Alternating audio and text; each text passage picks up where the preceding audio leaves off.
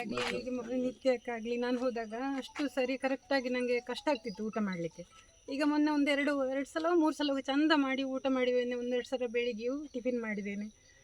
ಹಾಗೆ ಖುಷಿ ಆಗ್ತದೆ ನನಗೆ. ಹುಲ್ಲಿಗಿಂತ ಎಲ್ಲ ವ್ಯವಸ್ಥೆ ಇದೆ. ಹಾಂ, ವ್ಯವಸ್ಥೆ ನಾವು ಮಾತಾಡ್ಕೊಳ್ತೇವೆ. ನಾವು ಇಲ್ಲಿ ಹೇಳಬೇಕಾಗಿಲ್ಲ, ನಾವು ಮನೆಯಲ್ಲಿ ಮಾತಾಡ್ಕೊಳ್ತೇವೆ. ಕರೆಕ್ಟ್ ಆಗಿದೆ. ಈ ಮುಖಸ್ತುತಿ ಅಲ್ಲ ಅಂತ ಈಗ ಅವರು ಕಾಂಗ್ರೆಸ್ ಬಿಜೆಪಿ ನಾವು ಅವರ ಪರ್ಸನಾಲಿಟಿ, ಅವರ ಇದಕ್ಕೆ ನಾವು ಅವರ ಕಾರ್ಯ ಇದು ಕೆಲಸ ಮುಖ್ಯ. ಅವರಂತ ಡೇರಿಂಗ್ MLA ಇನ್ನು ಬರ್ಲಿಕ್ಕೂ ಸಹ ಇಲ್ಲ, ಅವರಂತ ಡೇರಿಂಗ್ MLA ಬರ್ಲಿಕ್ಕಿಲ್ಲ. ಎಷ್ಟೋ ಯುವಕರಿದೆ. ನಾನೊಂದು ಸೋಷಿಯಲ್ ಮೀಡಿಯಾದಲ್ಲಿ ಅವರ ವಿಡಿಯೋವನ್ನು ನೋಡಿದೆ. ಅವರ ಟ್ರಸ್ಟ್ ವತಿಯಿಂದ 3 ದಿವಸದ ಕಾರ್ಯಾಗಾರ ಮತ್ತೆ ಎಲ್ಲ ಊಟ ಉಪಚಾರ ವ್ಯವಸ್ಥೆ ಫ್ರೀ ಅಂತ ಮಾಡಿದ್ದಾರೆ. ಅವರ ಫ್ಯಾನ್ ಪೇಜನ್ನು ನಾನು ಫಾಲೋ ಮಾಡೋದಿಲ್ಲ, ಬಟ್ ಅವರನ್ನು ಫಾಲೋ ಮಾಡ್ತಾ ಇದ್ದೇನೆ. ಅವರ ಪ್ರತಿಯೊಂದು ಇಂಚಿಂಚು ವಿಷಯ ಅವರು ಎಂತೆಲ್ಲ ಮಾಡ್ತಾ ಇದ್ದಾರೆ, ಅವರು ನೆಕ್ಸ್ಟ್ ಏನೆಲ್ಲ ಮಾಡ್ಬೋದು, ಮತ್ತು ಯುವಕರಿಗೆ ಸ್ಫೂರ್ತಿ ಇದಂತೂ ನಾನು ಉತ್ಪ್ರೇಕ್ಷೆಯಲ್ಲಿ ಅಲ್ಲ, ನಮ್ಮ ಫ್ರೆಂಡ್ ಸರ್ಕಲಲ್ಲಿ ಅವರನ್ನು ರೋಲ್ ಮಾಡೆಲ್ ಆಗಿ ತಗೊಂಡವರು ಎಷ್ಟೋ ಜನ ಇದ್ದಾರೆ. ಸೊ ಅಂತ ಎಲ್ಲ ಕೆಲಸದಲ್ಲಿ ಡೇರಿಂಗ್ ಆಗಿ ಮುನ್ನುಗ್ಗಬೇಕಂತೇಳಿ ಅವರು ಹೇಳ್ತಾರೆ. ಮತ್ತು ವಿದ್ಯಾರ್ಥಿಗಳಿಗಿರ್ಬೋದು ಎಲ್ಲ ವಿಷಯದಲ್ಲಿ ಪುತ್ತೂರನ್ನು ಅಭಿವೃದ್ಧಿ ಬಿಟ್ಟು ಬೇರೆ ಅವರು ಎಂತ ಸಹ ಮಾತಾಡ್ತಿಲ್ಲ. ರಾಜಕೀಯ ಎದುರೇಟಿಲ್ಲ, ಯಾವುದು ಕೂಡ ಸಮಾನವಾಗಿ ಎಲ್ಲ ನೋಡ್ತದೆ. ಈಗ ಮತ್ತೆ ಇದು ಮೆಚ್ಚಬೇಕಾದ್ದು ದಿನ ತುಂಬಾ ಖುಷಿ ಆಗ್ತದೆ. ಅಲ್ಲಿಂದ ದಿನ ಆ ಕಡೆ ಈ ಕಡೆ ಹೋಗೋ ನೋಡ್ತೇನೆ. ನೆಲ್ಲಿ, ನೇರಳೆ, ಜಂಬು ನೇರಳೆ, ಕಾಡು ಮಾವು, ಪುನರ್ಪುಳಿ ಎಲ್ಲ ನೀರಿನ ವ್ಯವಸ್ಥೆ ಅದು ಸುಮ್ಮನೆ ನೆಟ್ಟಿದ್ದೇನೆ ಹೇಳಿಲ್ಲ. ಇದನ್ನು ಕೂಡ ನಾವು ಕಂಡಿದ್ದೇವೆ. ಮೊದಲು ಈ ಕೆಲಸ ಆಗ್ತಿಲ್ಲ. ನಡು ತೋಪ ಅಂತ ಹೇಳಿ ಒಂದು ನೆಟ್ಟು ಹೋಗ್ತಾ ಇದ್ರು, ಬದುಕಿದ್ರೆ ಅದು ಬದುಕಿತ್ತು. ತಿಂಗಳಿಗೊಮ್ಮೆ ಆ ಕಡೆ ನಾರವಿಗೆ ಈಗ ಅದಕ್ಕೊಂದು ಕ್ಯಾನ್ ಇಟ್ಟಿದ್ದಾರೆ. ನನಗೆ ಮೊನ್ನೆ ನೋಡಿ ಭಾರಿ ಖುಷಿ ಆಯ್ತು. ಅದು ಸ್ವಲ್ಪ ಸ್ಪ್ರೇ ಆಗ್ತಾ ಬಂದಿದ್ದೀರಿ. ವಾಸ್ತವ ಸ್ಥಿತಿ ಮತ್ತೊಬ್ಬ MLAಗೆ ಸಮಾಧಾನ ಮತ್ತು ಸಾಂತ್ವನ ಕೇಳಲಿಕ್ಕೆ ಒಂದು 10 ಲಕ್ಷ ಕೊಟ್ಟಿದ್ದೇನೆ. ಯಾಬಾರ್ ಪೂಜೆ ಮಾರಿ ಅಲ್ಲ, ಅದು ಬಂದು ನೀವು ನಿಂತ್ಕೊಂಡು ಫೋಟೋಕ್ಕೆ ಬನ್ನಿ ನಿಂತ್ಕೊಳ್ಳಿ. ಅದು ಪ್ರಚಾರ ಅಂತ ಹೇಳೋದಕ್ಕಿಂತ ಹೆಚ್ಚಾಗಿ 20 ವರ್ಷ ಆಯಿತು ನನಗೆ ಬುದ್ಧಿ ಸರಿಯಾಗಿ ಬಂದು ಇರೋದ್ರಿಂದ, ಇಲ್ಲಿ BJP ಇರ್ಬೋದು ಯಾವುದೇ ಇರೋದು ಪಕ್ಷ ಅಂತಲ್ಲ, ನೀವು ಇಂಡಿಪೆಂಡೆಂಟ್ ಕ್ಯಾಂಡಿಡೇಟ್ ಆಗಿ ನಿಂತರೂ ಕೂಡ ನಿಮ್ಮ ಕೆಲಸ ಕಾಣ್ತಾ ಉಂಟು. ಅದಕ್ಕೋಸ್ಕರ ನಾವು ಈ ಬೆಲೆಯನ್ನು ಕೊಡ್ತಾ ಇರೋದು. ನೀವೀಗ ಏನು ಬಂದಿದ್ದೀರಿ, ಇನ್ನೂ ಸಹ ಅಭಿವೃದ್ಧಿ ಅಷ್ಟು ಇನ್ನು ನನ್ನ ಜೀವಿತದ ಕಾಲದಲ್ಲಿ MLA ಬರ್ತಾರೋ ಇಲ್ಲೋ ಅಂತ ಹೇಳಿತ್ತು. ಈಗ MLA ಅವರು ಬಂದಿದ್ದೀರಿ, ಅದನ್ನು ಸಾಕಾರಗೊಳಿಸಿದ್ದೀರಿ, ಅದನ್ನು ಕಾರ್ಯಗತಗೊಳಿಸಿರಿ. ಖಾಲಿ ಬಾಯಲ್ಲಿ ಮಾತ್ರ ಅಲ್ಲ, ಇನ್ನು ಕೂಡ ಮಾಡಿಕೊಡ್ಬೇಕು.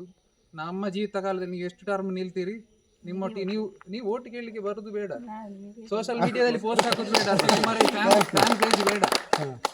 ನಮಗೆ ಎಲೆಕ್ಷನ್ ಆಗುವ ನಮಗೆ ಯಾವುದಕ್ಕೆ ಬಟನ್ ಒತ್ತಬೇಕಂತ ನಮಗೆ ಗೊತ್ತುಂಟು, ನಾವು ಒತ್ತುತ್ತೇವೆ. ಮತ್ತು ಒಬ್ಬ MLA ಅಂತೇಳಿ ಹೇಗೆ ಡ್ರೆಸ್ ಸೆನ್ಸ್ ನೋಡಿ, ಆ ಒಂದು ಬ್ಯಾಜ್ ಕೊಟ್ಟಿದ್ದಾರೆ. ಉಳಿದ ಇಷ್ಟು MLA ಇದ್ದಾರೆ, 225 ಪ್ಲಸ್ ಎಷ್ಟು 224, ಅದರಲ್ಲಿ ಆಂಗ್ಲ ಇಂಡಿಯನ್ ಯಾರೇ ಇರ್ಬೋದು. ಆ ಬ್ಯಾಜ್ ಕೊಟ್ಟದಕ್ಕೆ ಮರ್ಯಾದೆ, ಮತ್ತು ನೀವೊಂದು ಹಕ್ಕು ಚಲಾಯಿಸ್ತಾ ಉಂಟು. ಮತ್ತು ಯಾವುದೇ ಒಬ್ಬ MLA ಸಾರ್ವಜನಿಕರಿದ್ದಾರೆ, ಗಮನಿಸಬೇಕು. ಯಾರು ಬೋಧಲ್ರಿಲ್ಲ, ಎಲ್ಲರೂ ಸಹ ಮಾಹಿತಿಯನ್ನು ತಿಳ್ಕೊಳ್ಳೋರು ಇರುವಂಥದ್ದು. ಒಬ್ಬ MLA ಎಲ್ಲ ಇಲಾಖೆಯ ಯಾವುದ್ಯಾವುದು ಅಗತ್ಯ ಉಂಟು ಎಲ್ಲ ಇಲಾಖೆಯ ಕಾರ್ಯದರ್ಶಿ, ಎಡಿಷನ್ ಸೆಕ್ರೆಟರಿ ಎಲ್ಲರನ್ನು ಹೋಗಿ ಮಾತಾಡಿಸುವುದು, ಅಗತ್ಯ ಇರುವಂಥ ಕೆಲಸ ಕಾರ್ಯಗಳನ್ನು ಮಾಡೋದು. ಪುತ್ತೂರು ಮೆಡಿಕಲ್ ಕಾಲೇಜು ಎಲ್ಲಿ ತನಕ ಬಂತಂತ ನಮಗೆ ಗೊತ್ತುಂಟು. ಮೊನ್ನೆ ಸಂಡೇ ಹೋಗಿ ನೀವು ಆ ರೋಡು ಅದಕ್ಕೆ ಕನೆಕ್ಟ್, ಆ ಮಾವಿನಕಾಯಿ, ಆ ಮಾವಿನ ಹಣ್ಣು ನಾವು ಎಷ್ಟೋ ತಿಂದಿದ್ದೇವೆ. ಆ ಮಾವಿನ ಹಣ್ಣು ನೀವು ಏಲ ಮಾಡೋದಾಗಿ ಮಾಡಿ, ಆ ಸಣ್ಣ ಸಣ್ಣ ವಿಚಾರವನ್ನು ಸಹ ಅಷ್ಟು ಸ್ಪಷ್ಟವಾಗಿ ಗಮನ ಕೊಟ್ಟಿದ್ದೀರಿ.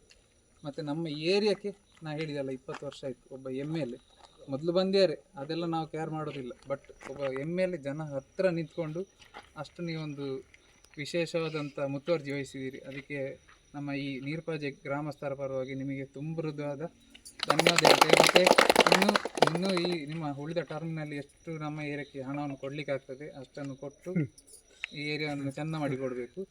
ನೆಕ್ಸ್ಟ್ ಟರ್ಮಿಗೆ ಆಗುವ ನೀವು ಕೇಳೋದು ಬೇಡ, ನೀವು B ಫಾರ್ಮ್ ತಗೊಂಡ್ರೆ ಆಯಿತು, ಉಳಿದದ್ದು ನಾವು ವ್ಯವಸ್ಥೆ ಮಾಡ್ತೇವೆ ಅಂತೇಳಿ ಹೇಳ್ತೇವೆ. ಹಾಗೆ ಯುವಕರಿಗೆ ನೀವು ಹೇಳಬೇಕಂತ ಇಲ್ಲ, ಎಲ್ರಿಗೂ ವಿಷಯ ಗೊತ್ತುಂಟು. ಹಾಗೆ ಫ್ಯಾನ್ ಪೇಜ್ ಬೇಡ, ಫ್ಯಾನ್ ಪೇಜ್ ಇಲ್ಲಿ ಉಂಟು ಸರ್. ಇಲ್ಲಿಯ ಒಂದು ರಸ್ತೆ ಅಭಿವೃದ್ಧಿಗೆ ನಾವು ಹೇಳಿದ ತಕ್ಷಣ ನಾವೊಂದು 5 ಲಕ್ಷ ನಿರೀಕ್ಷೆಯಲ್ಲಿದ್ದೆವು. ಆದರೆ 10 ಲಕ್ಷವನ್ನೇ ನಮಗೆ ಈ ಕ್ಷೇತ್ರಕ್ಕೆ ಕೊಟ್ಟಿದ್ದಾರೆ. ಬೇರೆ ಬೇರೆ ಪುತ್ತೂರಿನಲ್ಲಿ ಮೆಡಿಕಲ್ ಕಾಲೇಜು, ಇನ್ನು RTO ಟ್ರ್ಯಾಕ್ ಮತ್ತು ರಸ್ತೆಗಳ ಅಭಿವೃದ್ಧಿ ಯಾವ ರೀತಿಯಲ್ಲಿ ಎಲ್ಲಿಗೆ ಹಣ ಕೊಡಬೇಕೋ ಆ ಎಲ್ಲ ವ್ಯವಸ್ಥೆಯನ್ನು ಮಾಡಿ ಕೊಡ್ತಾ ಇರುವಂತ ನಮ್ಮ ಅಭಿವೃದ್ಧಿಯ ಹರಿಕಾರರಾಗಿರೋ ಪುತ್ತೂರಲ್ಲಿ ಇದುವರೆಗೆ ನೋಡಿದ MLA ಗಳಲ್ಲಿ ಯಾವುದೇ ಇಲಾಖೆ ನೋಡಿ ನೀವು ಎಲ್ಲಿ ಯಾವುದೇ ಇಲಾಖೆಯಲ್ಲಿ ಹೋದ್ರು ಅವರಿದ್ದಾರೆ. ಪುತ್ತೂರಿನ ಅಭಿವೃದ್ಧಿ ಬಗ್ಗೆ ಮಾತಾಡ್ತಾ ಇದ್ದಾರೆ. ಪ್ರತಿಯೊಂದು ಇಲಾಖೆ ನಾನು ಯಾವಾಗಲೂ ನೋಡ್ತೇನೆ, ಪ್ರತಿಯೊಂದು ಇಲಾಖೆ. ನಾನು ನಿಮ್ಮಲ್ಲಿ ಬರೋ ಇಲ್ಲದ್ರೆ ನಾನು ದೊಡ್ಡಕ್ಕಾಗದೆ ಸರ್. ಯಾವಾಗ ವಿನಯ್ ಕುಮಾರ್ ಸೊರಕೆಯಿಂದ ಇಲ್ಲಿ ನೋಡಿ ಇಲ್ಲಿ ಗೊತ್ತಿಲ್ಲ ಅವರಿಗೆ. ಅವರು ಕಾಂಗ್ರೆಸ್ ಇಂದ ಅವರಿಗೆ MLA ಅಲ್ಲ, ಅವರು ಇನ್ನು ಹೌದು ಅಶೋಕ್ ಅವರಿಂದ ಕಾಂಗ್ರೆಸ್ಸಿಗೆ ಎಷ್ಟು ಬೆನಿಫಿಟ್ ಆಗ್ತದೆ ಅಂತ ನೋಡಿ. ಅವರಿಗೆ ಒಂದು ನೆಕ್ಸ್ಟ್ ಒಂದು ಟರ್ಮ್ ಅಲ್ಲಿ ಅವರಿಗೆ ಒಂದು ಮಿನಿಸ್ಟರ್ ಆಗಿ ನೋಡ್ಬೇಕಂತ ಇವತ್ತು ನಾವು ನೋಡ್ತಾ ಇದ್ದೇವೆ ಮೈಸೂರು ಕಂಬಳ. ಮೈಸೂರು ಕಂಬಳ ಅಂದರೆ ನೋಡಿ ನಮಗೆ ಒಂದು ಗೌರವ, ಅದು ಪುತ್ತೂರಿಗೆ ಗೌರವ. ಅವರೊಂದು ಈಗ ಅವರಿಗೆ ನಮ್ಮ ಮುಖ್ಯಮಂತ್ರಿ CM ಅವರು ಕೊಟ್ಟಿದ್ದಾರೆ, ಆದರೆ ಆ ಗೌರವ ಸಿಕ್ಕಿದ್ದು ನಮಗೆ ಅಲ್ಲ ಸರ್, ಪುತ್ತೂರಿಗೆ. ಮತ್ತೆ ಅಲ್ಲ ಸರ್, ಆದ್ರೂ ನಮಗೆ ಪುತ್ತೂರಿಗೆ ಒಂದು ನಮ್ಮ MLA ಅವರಲ್ಲ ಅಲ್ಲ ಯಾರಿಗಾಗಿ 95ರಲ್ಲಿ ಕಾನ್ಸ್ಟೇಬಲ್ ಆಗಿ ಬಂದಿದ್ದಾರೆ. ಆಗ ಹಳೆ ಈಗ ಮೈಲಾಟಾಣೆ ಉಂಟಲ್ಲಿ.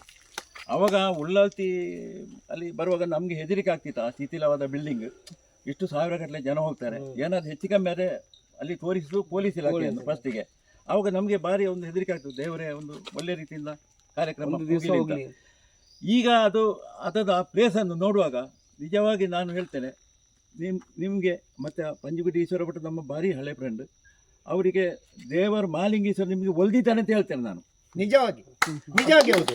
ಯಾಕಂದರೆ ಆ ಕೆಲಸವನ್ನು ಇಷ್ಟವರೆಗೆ ಯಾರು ಮಾಡಿದ್ದಿಲ್ಲ, ಇನ್ನು ಅದಕ್ಕೆ ಕೈ ಹಾಕುವವರು ಇದ್ದಿಲ್ಲ. ಅದು ಮಾಡಿದ್ರಲ್ಲ. ಅದು ಮಾತ್ರ ಅಲ್ಲ, ಪುತ್ತೂರು ಮಾಲಿಂಗೇಶ್ವರ ಇದುವರೆಗೆ ಯಾಕೆ ಅಭಿವೃದ್ಧಿ ಆಗಲಿಲ್ಲ ಸರ್? ಅವರ ಟರ್ಮಲ್ಲಿ ನೋಡಿ ಏನೆಲ್ಲ ಆಯಿತು, ಎಷ್ಟೊಂದು ಚಂದ ಆಯಿತು. ವಿಶಾಲವಾದ ಪ್ರದೇಶ ಎದುರುಗಡೆ ಎಲ್ಲವೂ ಪ್ರತಿಯೊಂದು ಅದು ಇದು ಅಂತ ಹೇಳಲಿಕ್ಕಿಲ್ಲ. ಮತ್ತೆ ಅವರು ಪ್ರತಿ ಕಡೆ ಅವರು ಆ ಮಾಲಿಂಗೇಶ್ವರ ಅಂತ ಅವರು ಹೇಳುವಾಗ ನನಗೆ ಹೊಟ್ಟೆ ತುಂಬಿ ಬರ್ತದೆ ನಿಮ್ಮ ಬಾಯಿಯಿಂದ ಬರುವಾಗ.